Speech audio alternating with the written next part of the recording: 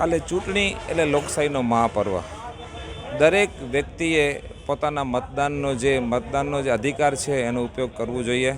તો સર્વેને હું એક નમ્ર અપીલ કરું છું કે કાલે સવારે જ્યારે સ્થાનિક સ્વરાજ્યની ચૂંટણી છે તો એની અંદર બધા લોકો સવારે વહેલા નીકળી અને પોતાનું મતદાન કરે એવી સર્વેને નમ્ર અપીલ.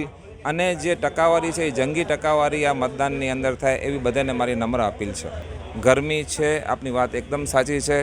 તો હું સર્વેને એ અપીલ કરીશ કે સવારે 7 વાગે મતદાન ચાલુ થઈ જાય છે તો આપણે સવારે જલપાન પછી કરીએ અને પહેલે મતદાન કરીએ.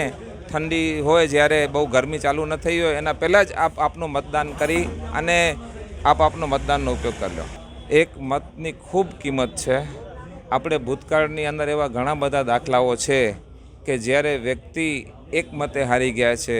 જ્યારે સરકાર, આપણે ભૂતકાળની અંદર એવી ઘણી બધી સરકારો છે કે જે એની અંદર પેલું થતું હોય છે મતદાનનું, ત્યારે એક મત ઓછો મળવાને કારણે જ્યારે સરકાર ઉથલી પડી છે. એટલે એક મતનો ખૂબ જ કિંમત છે.